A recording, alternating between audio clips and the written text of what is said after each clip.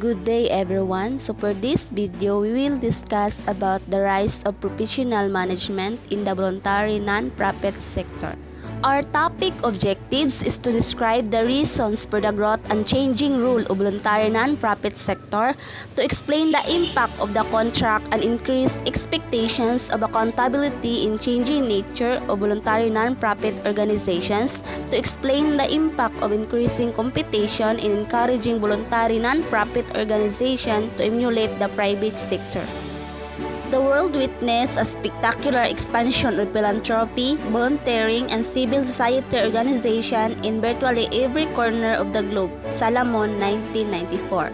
In 2001, the UN passed a resolution that identified volunteering as an important component of any strategic aim at poverty reduction, sustainable development, health disaster prevention, and management.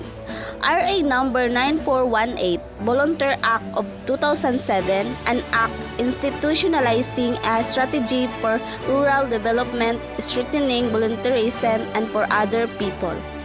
The Philippines is a country which takes pride in its rich history of volunteerism through the bayanihan, the tradition of helping one another to promote family, community, and society's welfare. The non-profit organizations serve as additional help aside from the programs and funds from the government. NGOs must focus on their programs and means to send help. The deeper sense of their humanitarianism act lies in their purposes. The mushrooming of NGOs after the Marcos dictatorship came about as a result of two factors. Number one, the first obvious factor is the opening up of the democratic space. The pent-up energy of all the NGOs, people's organization, or POs, and other social movements that continued to operate under the repressive regime burst into active expressions of citizenry as the government of the President Corazon Aquino enshrined people power in the new constitution. In addition, tens of thousands of NGOs got organized overnight, take advantage of this space, and to exploit the new democratic president's commitment to make NGOs and POs an active part of her government. The second major factor is the donor funds that flooded the country from donors that wanted to ensure the success of the newly re-established democracy. Because of their newly found legitimacy, NGOs became a choice channel of donor funds, as well as donors also wanted to avoid a repeat of their experience in the Marcos administration, where massive amount of aid money could not be accounted even while Marcos was still in power.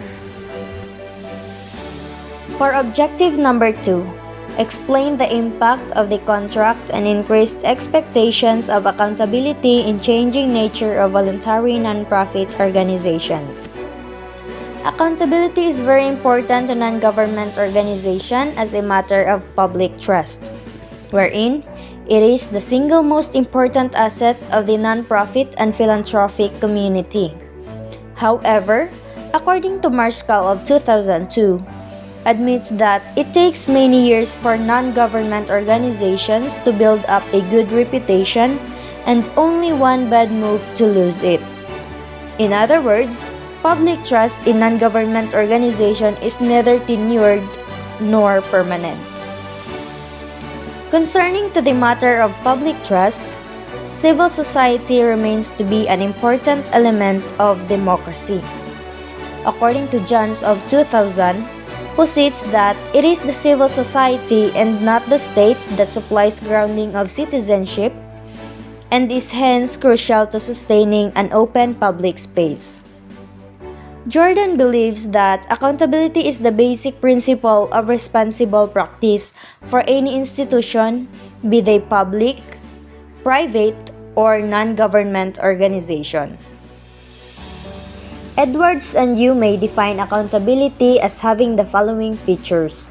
First, a statement if goals, whether in adherence to certain rules or achievement of identified performance levels. Transparency of decision-making and relationships, honest reporting of what resources have been used and what has been achieved, an appraisal process for the overseeing and authority or authorities to judge whether results are satisfactory, and lastly, concrete mechanisms for holding the accounts, such as rewarding or penalizing those responsible for performance. For the third and last objective, explain the impact of increasing competition in encouraging voluntary nonprofit organizations to emulate the private sector. As the power of non-government organizations continue to increase, both in domestic and international fronts, their operations became more sophisticated and their roles more complex. Some non-government organizations have become as large as medium-sized corporations. Some employ more staff than governments. Some provide services in direct competition with private companies, government agencies, and local authorities.